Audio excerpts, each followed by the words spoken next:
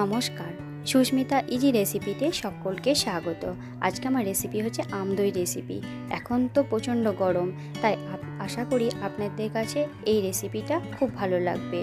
তো চলুন দেখে নিন আমি কিভাবে এই আমদই রেসিপিটা তৈরি করি। তার জন্য প্রথমে আমি দুটো বড় সাইজের পাকা আম নিয়ে নিয়েছি, আর এখানে আমি 500 মতন গরুর দুধ জাল করার জন্য রেখে দিয়েছি। তো আমি এই দুধটাকে বেশ ভালো করে ফুটিয়ে ফুটিয়ে ঘন করে নেব। আর আপনাদের যেমন আম হবে, আমের মিষ্টতা হবে, সেরকম অনুসারে আপনারা মিষ্টির প্রয়োগ করবেন। তো আমি এখানে দুটো আমি আমার বেশ ভালো পাকা, আমি এখানে হাফ বাটি মতন চিনি অ্যাড করলাম।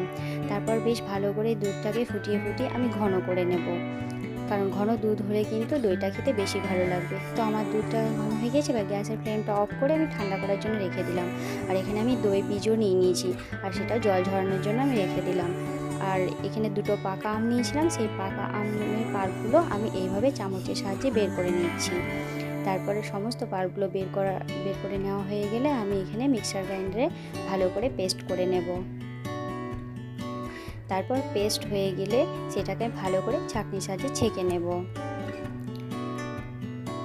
তারপর আমি পাল্পটাকে বেশ ভালো করে নেড়ে নেব, কারণ পাল্পটা যতটা ভালোভাবে নাড়া যাবে দইটা খেতে কিন্তু খুব ভালো লাগবে।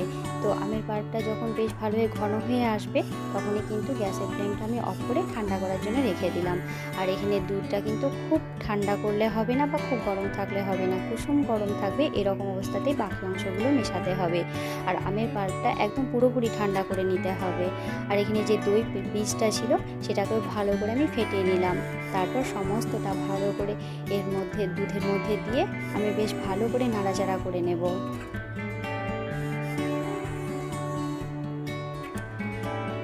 তারপর দেখুন আমি বেশ ভালো করে মিক্সড করে নেব।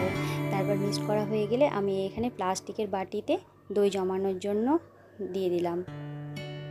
এখানে আমি 5টা বাটি হয়েছে, আপনারা অন্য স্টিলের বাটিতেও মনে করলে এইভাবে জমাতে পারবেন। তো আমার সবগুলো দেওয়া হয়ে গেল। এবার আমি ঢাকনাটা ঢেকে আর ছিদ্র অংশটাও আমি বন্ধ করে দেব। তারপর একটা তোয়ালে দিয়ে আমি ওভারনাইট মতন রেখে দেবো। চলুন আমি পরের দিন ফিরে এসে দেখাচ্ছি কেমন হয়েছে। তো দেখুন পরের দিন হয়ে গিয়েছে, এবার আমার দইগুলো কেমন বসেছে আপনারা দেখুন। দেখুন কি সুন্দর জমেছে। আপনারা এভাবে করবেন, খুব সহজেই কিন্তু আম দই ঘরে তৈরি করা যায়। তারপর 1 ঘন্টা ফ্রিজে রেখে আপনাদেরকে দেখাচ্ছি, কারণ দই সবসময় ঠান্ডা খেতেই বেশ ভালো লাগে। তাই আপনারা দই বসানোর পর ফ্রিজে 1 ঘন্টা রেখে খাবেন, খেতে কিন্তু খুব ভালো লাগবে। আর এই রেসিপিটা কিন্তু খুব সহজেই তৈরি করা যায়, তাই আপনারা বাড়িতে চেষ্টা করবেন এইভাবে করার। আর আমার এই আম দই রেসিপি যদি ভালো লেগে থাকে, লাইক করবেন, শেয়ার করবেন, আর আমার চ্যানেলটিকে সাবস্ক্রাইব করে দেবেন। ধন্যবাদ সবাইকে।